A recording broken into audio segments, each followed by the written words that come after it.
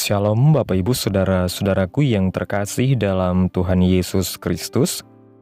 Selamat pagi, salam sejahtera bagi kita semua, dimanapun saudara-saudara berada. Selamat datang kembali di Renungan Kristen pagi hari ini. Kiranya saudara semua dalam keadaan sehat selalu, dan semoga damai dan sukacita oleh Roh Kudus melimpah dalam hati dan kehidupan saudara semua. Sebelum kita mendengarkan renungan firman Tuhan pada pagi hari ini, mari kita berdoa.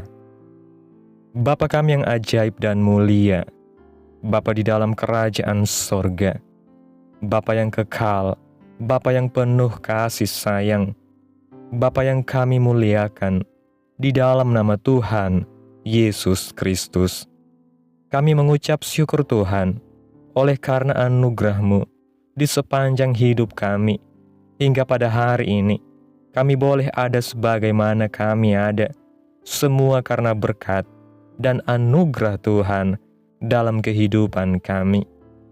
Pada pagi hari ini ya Tuhan, kami akan mendengarkan firman-Mu. Berbicaralah ya Tuhan, jamah hati kami, berikan kami pengertian untuk dapat memahami firman-Mu, dan ajar kami untuk dapat melakukan firman-Mu di sepanjang kehidupan kami. Berfirmanlah ya Tuhan, kami sudah siap mendengarkan firman-Mu. Dalam nama Tuhan Yesus Kristus kami berdoa. Amin. Bapak Ibu Saudaraku yang terkasih, ayat renungan kita pada pagi hari ini terdapat dalam Injil Yohanes pasal 12, ayat 23 dan 24, yang berkata demikian. Telah tiba saatnya Anak Manusia dimuliakan. Aku berkata kepadamu, sesungguhnya, jikalau biji gandum tidak jatuh ke dalam tanah dan mati, ia tetap satu biji saja. Tetapi jika ia mati, ia akan menghasilkan banyak buah. Bapak Ibu Saudaraku yang terkasih, Yesus pernah berkata, tidak ada kasih yang lebih besar daripada kasih seorang yang memberikan nyawanya. Inilah yang Yesus lakukan, bukan hanya untuk keselamatan satu orang, tetapi bagi keselamatan semua orang. Kasih-Nya begitu dalam, tak terjangkau oleh logika manusia. Kasih-Nya tidak hanya berhenti pada kata-kata, tetapi diwujudkan dengan tindakan konkret, yaitu memberikan nyawanya sendiri di atas kayu salib. Tidak ada yang lebih mulia daripada tindakan ini. Tidak ada yang lebih suci daripada kasih yang menebus. Dan tidak ada yang lebih menggetarkan jiwa daripada salib, yang oleh dunia dianggap sebagai lambang kehinaan, tetapi bagi orang percaya adalah lambang kemenangan. Yesus tidak hanya datang untuk mengajar, menyembuhkan, atau melakukan mujizat. Ia datang dengan satu misi, yaitu menyelamatkan yang hilang. Dan untuk itu, ia harus mati. Salib bukan kecelakaan, salib bukan kekalahan, salib adalah rencana. Salib adalah jalan satu-satunya. Ketika Yesus berkata, telah tiba saatnya Anak Manusia dimuliakan, Dia sedang merujuk pada saat kematiannya. Di mata manusia, penyaliban adalah kehinaan, tapi di mata Allah, itu adalah kemuliaan. Betapa dalam dan ajaibnya kasih yang kita miliki di dalam Kristus. Ia rela turun dari tahtanya yang mulia, menjelma menjadi manusia, hidup sebagai hamba, taat sampai mati, bahkan sampai mati di kayu salib. Ungkapan Yesus tentang biji gandum yang harus mati adalah gambaran tentang pengorbanan yang menghasilkan kehidupan. Jika biji itu tidak jatuh dan mati, ia tetap satu biji saja. Tetapi jika ia mati, maka darinya akan tumbuh tunas, berkembang batang, daun, dan akhirnya buah. Kematian Kristus adalah kematian yang penuh kuasa. Kuasa bukan karena kekerasan, tetapi karena kasih yang penuh ketaatan kepada kehendak Bapa. Kematiannya membuka jalan bagi pengampunan, membuka pintu keselamatan, dan menumbuhkan kehidupan kekal bagi siapa saja yang percaya. Namun apakah salib Kristus hanya menjadi pengetahuan yang kita simpan dalam pikiran, ataukah telah menjadi gaya hidup kita sebagai pengikutnya? Jika kita sungguh memahami kasih Kristus, maka hidup kita tidak akan pernah sama. Kita akan merespon kasih itu dengan menyerahkan hidup kita sepenuhnya. Kita tidak lagi hidup bagi diri kita sendiri, tetapi bagi Dia yang telah mati dan bangkit bagi kita. Sebagaimana Kristus telah memberi kita hidup, maka hal terbaik yang bisa kita berikan untuk Tuhan adalah hidup kita sendiri. Hidup yang dipersembahkan, hidup yang dipakai untuk menyatakan kemuliaan Tuhan, hidup yang menderita demi kebenaran, hidup yang taat meskipun jalannya sukar. Ketika dunia mencari kenyamanan dan kesenangan, Yesus memanggil kita untuk memikul salib. Ketika dunia mengajarkan kita untuk mencintai diri, Yesus mengajak kita untuk menyangkal diri. Ketika dunia mengukur keberhasilan dengan kekayaan dan status, Yesus mengukur dengan kesetiaan dan ketaatan. Yesus berkata, "Barang siapa ingin mengikut aku, ia harus menyangkal dirinya, memikul salibnya setiap hari, dan mengikut aku." Inilah panggilan kekristenan yang sejati. Bukan untuk hidup nyaman, tetapi untuk hidup bermakna. Bukan untuk mengejar berkat dunia, tetapi untuk menjadi berkat bagi dunia. Sebagaimana biji gandum yang harus jatuh ke tanah dan mati untuk menghasilkan buah, maka kita pun dipanggil untuk mati terhadap ego kita, mati terhadap keinginan duniawi, dan menyerahkan diri dalam ketaatan total kepada Allah. Hidup kita haruslah menjadi persembahan yang hidup, kudus, dan berkenan kepada Tuhan. Seperti yang Rasul Paulus katakan dalam firman Tuhan di kitab Roma pasal 12 ayat 1 yang berkata, "Karena itu saudara-saudara, demi kemurahan Allah aku menasihatkan kamu, supaya kamu mempersembahkan tubuhmu sebagai persembahan yang hidup, yang kudus, dan yang berkenan kepada Allah. Itu adalah ibadahmu yang sejati." Tapi apakah kita siap? Apakah kita sungguh-sungguh rela menyerahkan hidup kita? Bukan hanya waktu, tenaga, atau uang kita, tetapi seluruh keberadaan kita. Ini adalah panggilan untuk hidup yang dikorbankan, sebuah kehidupan yang bukan lagi milik kita, melainkan milik Kristus. Jangan sampai kita menjadi orang Kristen yang hanya mengenal salib sebagai lambang agama, tetapi tidak hidup di bawah kuasanya. Salib bukan sekedar lambang, tetapi panggilan. Salib bukan sekedar cerita masa lalu, tetapi jalan hidup setiap hari.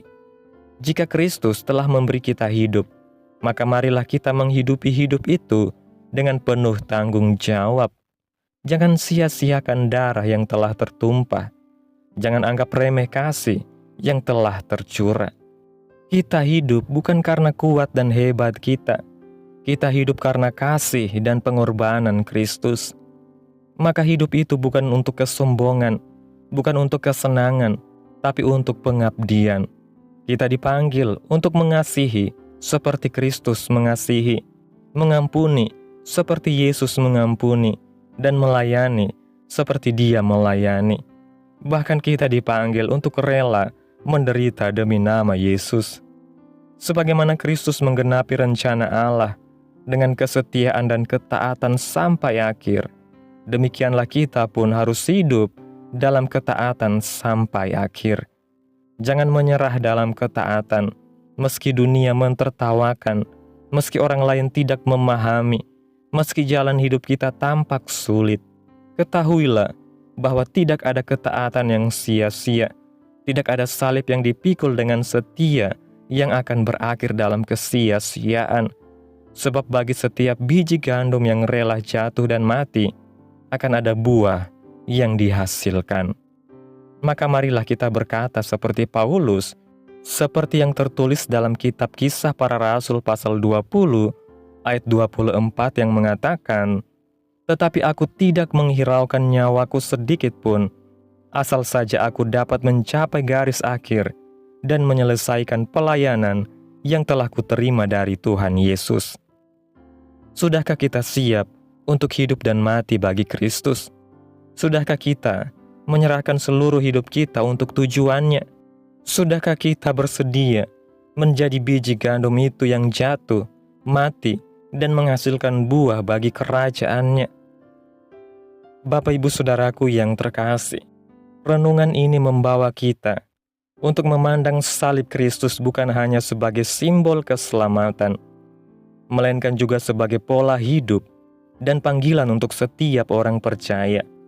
Kematian Kristus bukan sekedar peristiwa sejarah, tetapi sebuah tindakan kasih yang kekal, yang mengubah segalanya. Melalui kematiannya, Yesus bukan hanya membuka jalan keselamatan, tetapi memberikan teladan sempurna tentang ketaatan, kerendahan hati, dan pengorbanan. Sebagai biji gandum yang mati agar menghasilkan banyak buah, Kristus mengajarkan bahwa hidup yang tidak diberikan bagi orang lain, hidup yang tidak dikorbankan demi Allah, akan tetap tidak berbuah. Sebaliknya, hidup yang diserahkan, hidup yang dipersembahkan di altar kasih dan ketaatan, akan menghasilkan buah yang berlimpah bagi kemuliaannya. Kita pun dipanggil untuk meneladani hidup Kristus. Salib bukanlah akhir dari ceritanya, tetapi awal dari kemenangan. Maka salib yang kita pikul pun bukan jalan menuju kehancuran, melainkan jalan menuju kemuliaan. Penderitaan karena Kristus bukanlah beban, melainkan kehormatan. Kesetiaan dalam ketaatan bukanlah kerugian, melainkan investasi kekal. Sebagaimana Kristus tidak menganggap kesetaraan dengan Allah sebagai milik yang harus dipertahankan, tetapi mengosongkan dirinya, demikianlah kita pun dipanggil untuk hidup dalam kerendahan hati, menyangkal diri dan mentaati Allah sampai akhir. Tidak ada kasih yang lebih besar dari kasih yang rela memberi nyawa. Maka marilah kita mengasihi Kristus, bukan hanya dengan bibir, tetapi dengan hidup yang sepenuhnya diserahkan. Jangan sia-siakan darah Kristus yang mahal. Jangan sia-siakan hidup yang telah ditebus. Hiduplah bukan untuk diri kita sendiri, melainkan untuk Dia, Yesus yang telah mati dan bangkit bagi kita. Mari kita hidup sebagai persembahan yang hidup, kudus, dan berkenan kepada Allah, demi kemuliaan Kristus hari ini, esok, dan selama-lamanya. Amin. Tuhan Yesus memberkati. Demikianlah renungan firman Tuhan pada pagi hari ini. Biarlah menjadi berkat bagi kita semua dan dapat kita lakukan dalam setiap kehidupan kita. Pada hari ini sebelum kita memulai segala aktivitas kita di hari ini, mari kita berdoa. Bapa kami yang ada di dalam kerajaan sorga, Bapa yang kami puji dan kami muliakan, Bapa yang kami tinggikan, di dalam nama Tuhan Yesus Kristus. Kami bersyukur Tuhan atas pertolongan-Mu dan penyertaan-Mu, serta atas berkat-Mu dalam hidup kami. Kami berbahagia dan bersyukur atas kebaikan Tuhan pada hari ini. Tak berkesudahan kasih setia Tuhan, tak habis-habisnya rahmat-Mu, selalu baru tiap pagi. Besar kesetiaan-Mu Tuhan dalam kehidupan kami. Terima kasih Tuhan Yesus, buat kebenaran firman-Mu pada hari ini yang telah kami terima. Terima kasih atas salib-Mu, atas kasih-Mu yang tak berkesudahan, dan atas hidup yang Kau berikan bagi kami. Ajari kami untuk hidup dalam ketaatan seperti Engkau, dan jadikan hidup kami sebagai persembahan yang berkenan kepadamu. Terima kasih buat firman-Mu Tuhan. Tanamkan dalam hati kami masing-masing, dan mampukan kami untuk dapat melakukan firman-Mu sesuai dengan kehendak-Mu. Biarlah perkataan firman-Mu terus menyegarkan jiwa kami, menghidupkan hati yang lemah dan lesu, dan membangkitkan harapan dan kasih. Berkati umat-Mu yang sudah mendengarkan firman-Mu hari ini. Berkati di setiap saat, tempat, dan kondisi hidup mereka, agar senantiasa selalu merindukan dan membutuhkan firman Tuhan. sebagai pelita kebenaran yang memerdekakan, dan penghiburan yang menguatkan. Ajarilah kami bahasa firman-Mu, dan bimbinglah kami untuk selalu hidup sesuai kehendak-Mu, agar kami selalu dekat kepadamu. Terima kasih Tuhan Yesus, buat kesempatan hidup yang masih Engkau berikan. Kami mau pakai untuk hormat dan kemuliaan bagi nama-Mu. Segala pergumulan dan persoalan hidup kami serahkan di dalam tangan-Mu Tuhan. Engkau yang akan menyelesaikannya bagi kami. Kami hanya berharap kepadamu. Hamba berdoa ya Tuhan buat umat-umat-Mu yang sudah mendengarkan renungan pada pagi hari ini, yang saat ini sedang mengalami sakit penyakit, pergumulan masalah, kebutuhan ekonomi. Kiranya Tuhan menjamah kehidupan umat-umat-Mu, sembuhkan sakit penyakit mereka, pulihkan keadaan umat-umat-Mu, berkati perekonomian mereka, serta berikan jalan keluar dalam setiap pergumulan masalah yang umat-umat-Mu sedang hadapi. Dan ajarlah kami ya Tuhan, untuk selalu berharap dan percaya sepenuhnya hanya kepada Tuhan Yesus. Kiranya Tuhan Yesus terus memberkati kehidupan kami, keluarga kami, sanak saudara kami, daerah tempat tinggal kami, bangsa dan negara kami, pemerintah kami. Biarlah semuanya dalam berkat perlindungan-Mu ya Tuhan, dan jadilah sesuai kehendak-Mu yang terbaik dalam kehidupan kami. Pada hari ini ya Tuhan, kami anak-anak-Mu akan melakukan berbagai aktivitas. Kami akan bekerja dan menjalankan tanggung jawab kami. Kiranya Tuhan yang mampukan. Kami serahkan seluruh rencana dan agenda hari ini ke dalam tangan Tuhan. Biar Tuhan yang terus berkarya, dan biarkan semua rencana sesuai dengan kehendak-Mu. Ampuni dosa dan kesalahan kami ya Tuhan. Jadikan kami pribadi yang lebih baik setiap harinya. Jagai kehidupan keluarga kami. Berikan kami kesehatan, dan tuntun kami untuk terus berada di jalan-Mu yang benar. Tutup bungkus kami oleh kuasa-Mu Tuhan.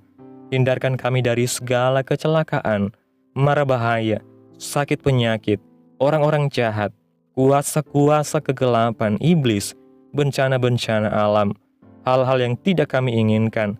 Tuhan singkirkan, Tuhan jauhkan, Tuhan hancurkan, hanya di dalam nama Yesus.